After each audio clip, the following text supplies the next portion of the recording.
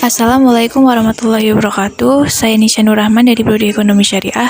Di sini saya akan menjelaskan materi mengenai cara-cara pembayaran dalam transaksi internasional. Baik, untuk materi yang pertama yaitu mengenai gambaran umum lalu lintas pembayaran internasional. Jadi dalam hal ini, transaksi-transaksi pembayaran antar daerah itu tidak akan dijumpai masalah-masalah seperti yang banyak dijumpai dalam lalu lintas pembayaran internasional. Oleh karena dalam sebuah negara atau sebuah kekuasaan itu pada umumnya menggunakan mata uang yang sama. Nah, misalnya, seorang importir Indonesia itu membeli jumlah barang dari seorang eksportir di Amerika Serikat, di mana transaksi jual beli ini pelaksanaan pembayarannya lebih kompleks dibanding dengan pembayaran yang timbul dan adanya transaksi jual beli antara dua orang penduduk yang tinggal pada satu negara yang sama. Nah, hal ini disebabkan antara lain karena mata uang yang berlaku di Amerika Serikat berbeda dengan mata uang yang berlaku di negara kita.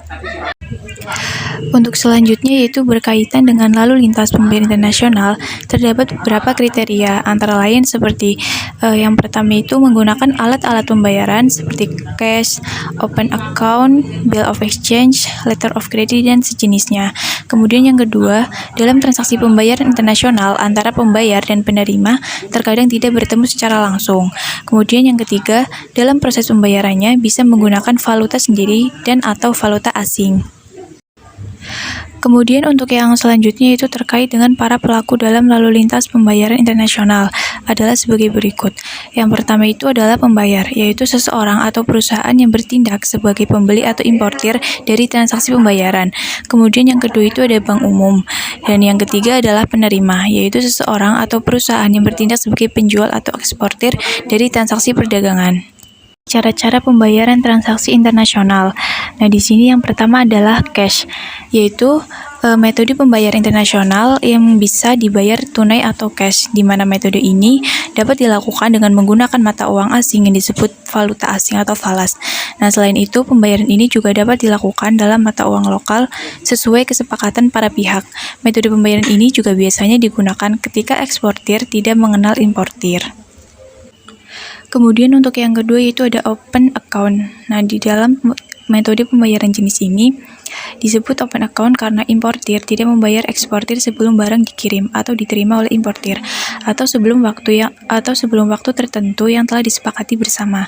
Selain itu, eksportir menunjukkan faktur tanggal dan waktu tertentu yang harus dibayar importir dan menawarkan potongan harga untuk pembayaran yang dilakukan sebelum tanggal jatuh tempo diambil sehubungan dengan penggunaan prosedur open account ini. Untuk yang pertama yaitu membuat kontrak penjualan dengan eksportir, termasuk informasi tentang jenis, jumlah harga, pembayaran, dan cara pengiriman barang. Kemudian yang kedua, eksportir menginstruksikan perusahaan pengangkut untuk mengangkut barang kepada importir dengan menggunakan alat angkut yang telah disepakati sebelumnya dalam kontrak. Selanjutnya, yang ketiga itu eksportir mengirimkan langsung kepada importir dokumen pengiriman barang yang digunakan peserta sebagai dasar pengambilan barang di pelabuhan atau pengangkut. Kemudian yang keempat adalah setelah menerima barang, importir membayar barang yang dibeli dengan cek, transfer bank, atau wesel. Transaksi internasional selanjutnya itu ada commercial bills of exchange. Nah, jadi pada dasarnya commercial bills of exchange ini merupakan surat yang ditulis oleh eksportir yang memerintahkan pembeli untuk membayar sejumlah tertentu pada waktu tertentu di masa yang akan datang, di mana faktur perdagangan ini juga mirip dengan faktur perdagangan umum, dan tagihan perdagangan juga hanya digunakan dalam perdagangan internasional.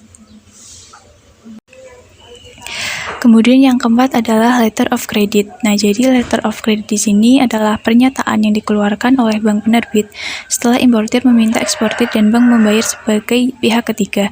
Dari beberapa definisi yang telah diketahui juga dapat disimpulkan bahwa letter of credit adalah salah satu layanan yang ditawarkan bank untuk memfasilitasi proses perdagangan, khususnya untuk kegiatan perdagangan internasional atau impor dan ekspor. Kemudian untuk yang terakhir yaitu private compensation. Ini merupakan metode pembayaran internasional antara pembeli dan penjual yang secara tidak langsung atau langsung mengimbangi hutang dan piutang seluruhnya atau sebagian. Nah, sehingga mengurangi atau menghilangkan pengiriman uang dalam mata uang asing. Oleh karena itu, pembayaran hutang ini dapat diselesaikan tanpa memindahkan mata uang ke negara lain. Sekian yang dapat saya sampaikan. Wassalamualaikum warahmatullahi wabarakatuh.